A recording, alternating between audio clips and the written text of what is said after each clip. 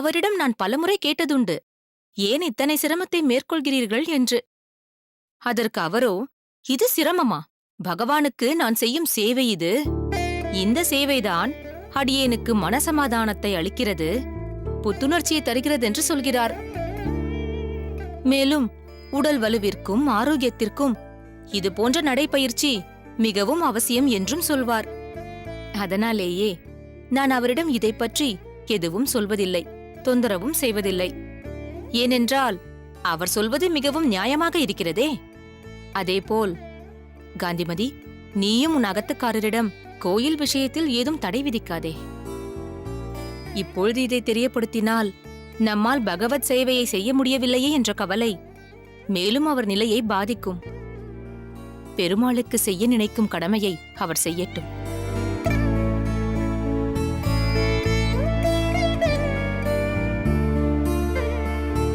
நினைத்து பார்த்தால் அடியேனுக்கு வாழ்க்கையில் இன்னும் பல கடமைகள் உள்ளன. இன்னும் என்ன கடமை இருக்கிறது மாப்பிள்ளை? பூமாதேவியின் கல்யாணத்தை வெகு விமரிசையாக நடத்தி விட்டீர்கள். ராமானுஜனை பற்றி சொல்லவே வேண்டியதில்லை. நல்ல முறையில் பாடசாலையில் பயின்று கொண்டிருக்கிறான். எதிர்காலத்தில் வானளாவிய புகழுக்கு அவன் பாத்திரமாக போகிறான் என்பது இப்பொழுதே தெள்ளத் தெளிவாக தெரிகிறது. அந்த கடமைகளையெல்லாம் முடித்து விட்டேன். சரி, ஆனால் மற்றும் ஒரு பெரிய பொறுப்பு இருக்கிறதே. கமலை, அவளை மறந்து விட்டீர்களே. கமலையா?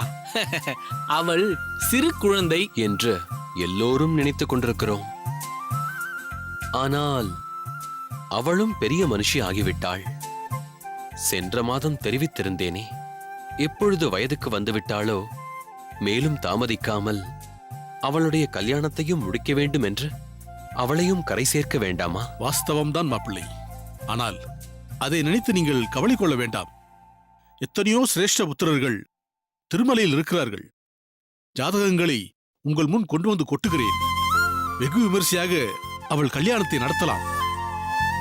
உங்களுடன் சம்பந்தம் ஏற்படுத்திக் கொள்ள நான் நீ என்ற போட்டியே நடக்கும்.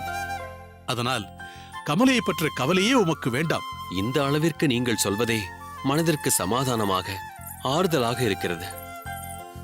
நீங்கள்தான் முன்னின்று எல்லாவற்றையும் நடத்தி கொடுக்க வேண்டும். முதலில் இந்த கஷாயத்தை பருகுங்கள். காஷாயம் தரிக்கும் நிலையில் இருப்பவனுக்கு கஷாயமா? இன்னும் எத்தனை நாட்களுக்குத்தான் இந்த கஷாயமோ?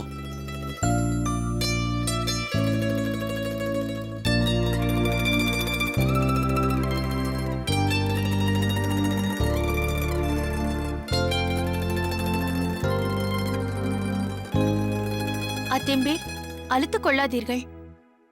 எல்லாம் உங்கள் நலனுக்காகத்தானே. தவிர எங்களுக்கும் கமலை மீது அக்கறை இருக்கிறது. எங்களுக்கும் அவள் மகள் போலதானே. எல்லாம் நல்லபடியாக நடக்கும். நீங்கள் இதை பற்றியெல்லாம் சிந்திக்காமல் பழையபடி திடகாத்திரமாகவும் ஆரோக்கியமாகவும் இருக்க வேண்டும். அதுதான் எங்களுக்கு வேண்டும் அத்திம்பேர். மற்ற பொறுப்புகளை எங்களிடம் விட்டுவிடுங்கள். இதெல்லாம் அடியேனுக்கும் தெரியும். இருந்தாலும் எனக்கென்று சில கடமைகள் இருக்கின்றன அல்லவா? இப்பொழுது கூட பாருங்கள், திருமலையிலிருந்து இவர்கள் வந்திருக்கிறார்கள். எல்லோருக்கும் வீண் சிரமம். யாருக்கும் எந்த தொல்லையும் இருக்கக்கூடாது என்பதால் தான் பூமாவிற்கு கூட அடியேனின் தேக ஆரோக்கியத்தை பற்றி தெரிவிக்கவில்லை. காந்திமதி கூட உடனே ராமானுஜனிடம் தெரிவித்து அவனை வரவழைக்க வேண்டும் என்றாள். அதையும் அடியேன் தவிர்த்து விட்டேன்.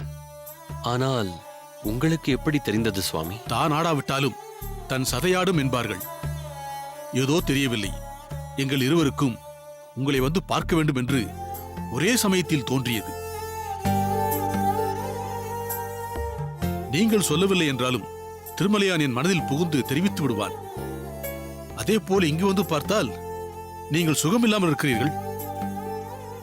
பொதுவாகவே ஏகாந்தமாக இல்லாமல் அருகில் உற்றாரும் உறவினர்களும் இருந்தாலே அதுவே உங்களுக்கு தெம்பை அளிக்கும். அதனால் மற்றவர்களுக்கு சிரமம் அவர்களுக்கு தெரிவிக்க கூடாது என்றெல்லாம் இருக்காதீர்கள் சுவாமி. அப்படி என்றால் பூமி தேவிக்கும் தெரிவித்து விடலாமே. வேண்டாம் சுவாமி, அவள் குழந்தை, பயந்து விடுவாள்.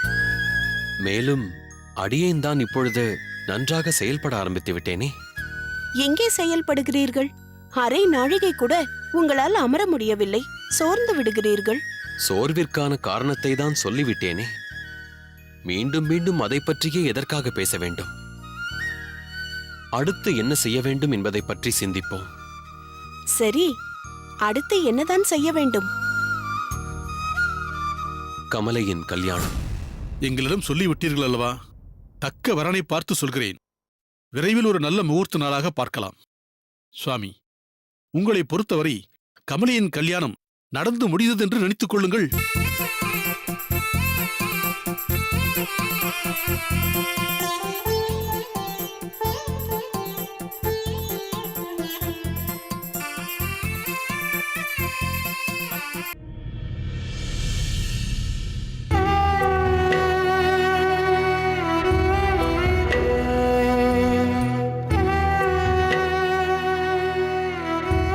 ஆண்டாள், சொல்வதை கேள்.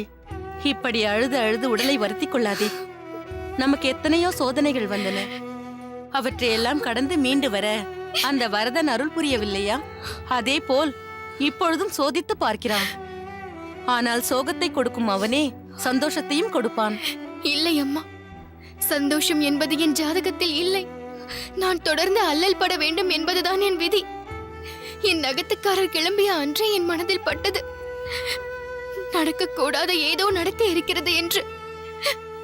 அதனால்தான் நான் நாளோரானிடம் நீங்கள் அருகிலேயே இருந்து பத்திரமாக அழைத்து வாருங்கள் என்று சொன்னேன். ஆனால் நான் சொன்னதை நாளோரான் செய்ய தவறிவிட்டார். ஆண்டாள், இதற்கு நாளூரான் மீது குறை சொல்லாதே. நீ போ என்று உத்தரவிட்டால் அதை அவரால் எப்படி மீற முடியும்? ஏதாவது ஒரு முக்கியமான காரியமாக இருக்க வேண்டும். அதனால் தான் நாளூரானை அனுப்பிவிட்டு அவர் மட்டும் தனியாக சென்றிருக்கிறார். சரி, அப்படியே வைத்துக் கொண்டாலும் எங்கு செல்கிறேன் என்று நாளோரானிடம் ஏன் சொல்லவில்லை? யானை வரும் பின்னே, மணி ஓசை வரும் முன்னே என்பார்கள். அதே போல ஏதோ விபரீதம் நடக்கப் போகிறது என்ற அறிகுறி எனக்கு கிடைத்து விட்டது. நான் பயந்தது போலவே இப்போது நடந்து விட்டது. அவர் இப்போது எங்கிருக்கிறாரோ, எப்படி இருக்கிறாரோ, நேரம் செல்ல செல்ல நினைக்க கூடாததெல்லாம் நினைக்க தோன்றுகிறது. போதும் ஆண்டாள், நிறுத்து. அவரை தேடி நாலா பக்கமும் எல்லோரும் சென்றிருக்கிறார்கள் அல்லவா? வந்து விடுவார். சம்பந்தி சொன்னதைப் போல் ஏதாவது ஒரு சிநேகிதன் வீட்டில் தங்கி இருந்திருக்கலாம். என் வேதனையும் வலியும் சொன்னால் உங்களுக்கு புரியாது.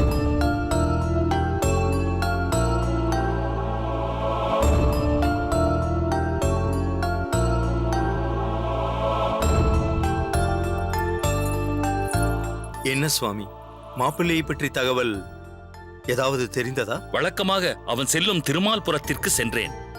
அங்கு அவன் பாலிய சிநேகிதன் இருக்கிறான். ஒருவேளை ஐயம்பேட்டையிலிருந்து திரும்பும் போது அங்கு சென்றிருப்பானோ என்று தோன்றியது. ஆனால் அங்கும் அவன் வரவில்லையா? ஏதோ என்னுடைய சந்தேகத்திற்காக அங்கு சென்றேன். ஆனால் கூரேசன் அங்கு போகும் சாத்தியக்கூறுகள் மிகவும் குறைவுதான். வேறு எங்காவதுதான் சென்றிருக்க வேண்டும். ஆனால் எப்படியும் வந்து விடுவான். அவன் எங்கெல்லாம் செல்வானோ அங்கெல்லாம் நமது ஆட்கள் சென்றிருக்கின்றனர். எனக்கு சமாதானம் தேவையில்லை. எனக்கு அவரை நேரில் பார்க்க வேண்டும். அவர் வரவில்லை என்றால் என்னை நான் மாய்த்துக் கொள்வேன். அதை தவிர எனக்கு வேறு வழியே இல்லை. பித்து பிடித்தவள் போல் ஏதாவது உளராதே. உனக்கு மட்டும்தான் கவலை, அக்கறை. எங்களுக்கு எதுவும் இல்லை என்று நினைத்தாயா? மாப்பிள்ளை வருவதில் தாமதம் ஏற்பட்டிருக்கிறது என்பது உண்மை. அதற்காக கற்பனையை வேறு விதத்தில் செலுத்துவது தவறு.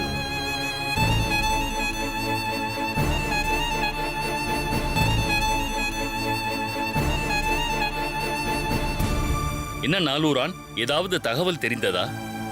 கிழக்கில் இருக்கும் எல்லா இடங்களிலும் விசாரித்து விட்டேன். சின்ன எஜமானை பார்த்தே பல மாதங்கள் ஆகிறது என்கின்றனர் ஒவ்வொருவரும். அவர் அங்கும் செல்லவில்லை. நான் தான் சொல்கிறேனே, அவர் ஏதோ ஆபத்தில் சிக்கி இருக்கிறார். அப்படியெல்லாம் இருக்காது எஜமானி அம்மா. நரசிம்மனும் கண்ணாயிரமும் ஐயம்பேட்டை சென்றிருக்கிறார்கள். நிச்சயம் சின்ன எஜமான் அங்கு எங்காவதுதான் இருப்பார். நம்பிக்கை வையுங்கள். எனக்கு உங்கள் மீதுதான் சந்தேகம். என் நகத்துக்காரருக்கு ஏதோ அசம்பாவிதம் நடந்திருக்கிறது. அதை நீங்கள் என்னிடமிருந்து மறைக்கிறீர்கள். ஒப்புக்காக இங்கு தேடினோம் அங்கு தேடினோம் என்றெல்லாம் சொல்கிறீர்கள்.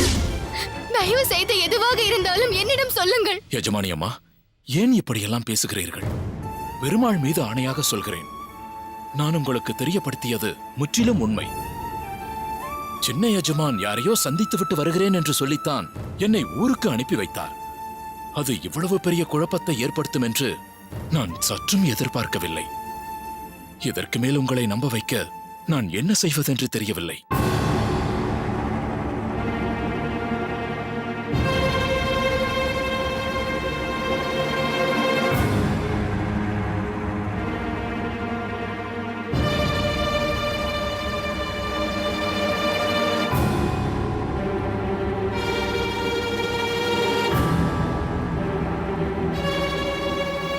எங்கே அவர் வந்து விட்டாரா? என்ன நரசிம்மன், ஏன் பேசாமல் இருக்கிறீர்கள்?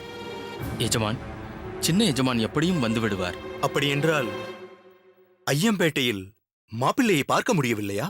நாலூரான் சொன்னதை வைத்து நாங்கள் இருவரும் முத்துக்குமாரின் அகத்திற்கு சென்றோம்.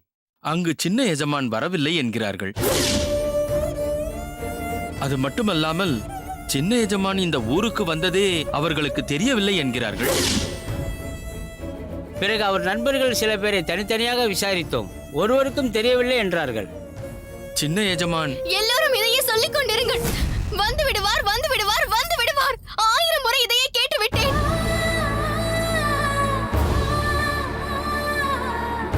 ஏதோ ஒரு விபரீதம் நடந்திருக்கிறது. எல்லோரும் என்னிடமிருந்து அதை மறைக்கிறீர்கள். இங்கு சென்றேன், அங்கு சென்றேன் என்று சொன்னதெல்லாம் வெறும் கண் துடைப்பு. நான் செல்கிறேன், இப்பொழுதே நான் செல்கிறேன். பெருமாளிடம் சென்று முறையிடுகிறேன். பொழுது சாய்வதற்குள் ஒன்று அவர் வர வேண்டும். இல்லை என்றால் நான் உயிர் துறப்பேன்.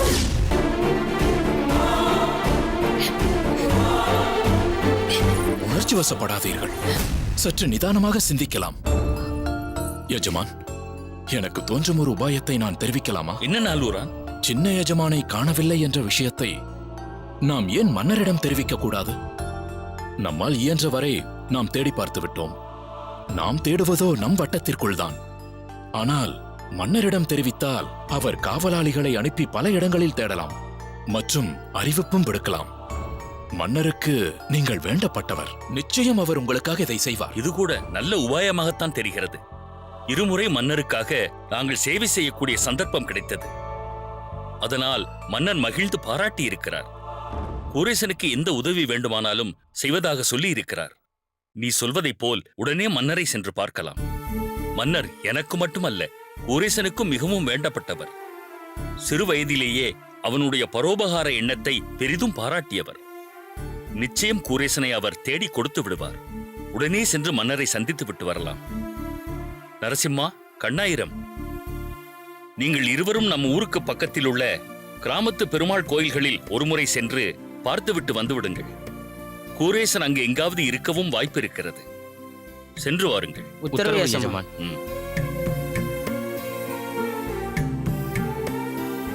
ஆண்டாள், நம்பிக்கை இழக்காதே. கூடிய விரைவில் நற்செய்தியோடு வருகிறோம். சுதர்சனம், ஆண்டாளை பத்திரமாக பார்த்துக் கொள்ளுங்கள். நாங்கள் சென்று விரைவில் திரும்புகிறோம். வா நாலூரான்.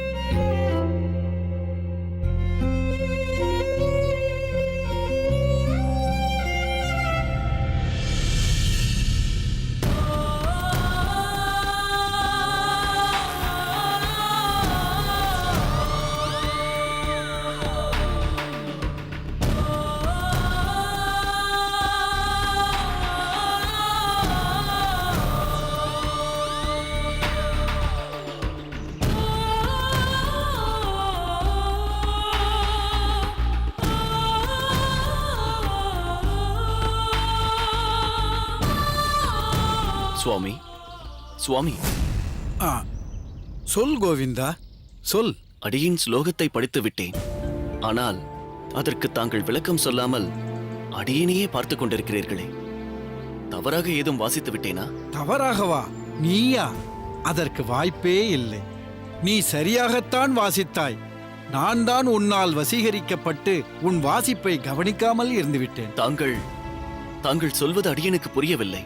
கோவிந்தா, திருநீறு தரித்த உன் நெற்றியும் அதனால் கூடியுள்ள உன் முக லாவண்யமும் என்னை வசீகரித்து விட்டது என்றேன். முன்பை விட உன் தேஜஸ் இப்போது பன்மடங்கு கூடிவிட்டது. இத்தனை காலங்கள் உனக்குள்ளே அடங்கியிருந்த உள்ளொளி சிலரால் அமுக்கி வைக்கப்பட்டிருந்தது. இன்று அது என்னால் வெளிக்கொணரப்பட்டு உண்மையான பிரகாசம் உன் முகத்தில் சுடர்விட்டு கொண்டிருக்கிறது. இன்னும் சொல்லப்போனால் இப்போதுதான் உன் முகம் முகமாக இருக்கிறது. இனி எப்போதும் இப்படித்தான் நெற்றியில் திருநீரணிந்தவாறு காட்சியளிக்க வேண்டும். புரிந்ததா? யார் சொல்லியும் நீ உன்னை மாற்றிக்கொள்ளக்கூடாது. அடியேன் சுவாமி.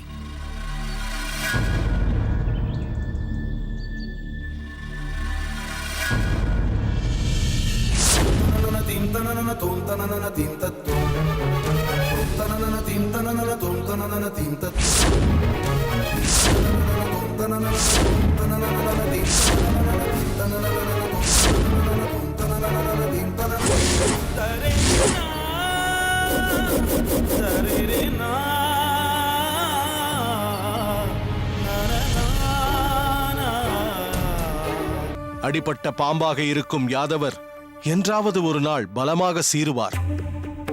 ராமானுஜனுக்கு எந்த ஆபத்தும் நேராமல் இருக்க வேண்டும். தாங்கள் சொல்வதும் வாஸ்தவம்தான் சுவாமி. த்ரிஷாவின் அப்பாவாக ஜேபி, த்ரிஷா ஆவி என்று தெரியாமல் அவரை அடைய ஆசைப்படும் சென்றாயன் என சில நடிகர்களே நடித்திருந்தாலும் அனைவரின் நடிப்பும் மிக பொருத்தம். மொத்தத்தில் நாயகி வெற்றி நாயகி.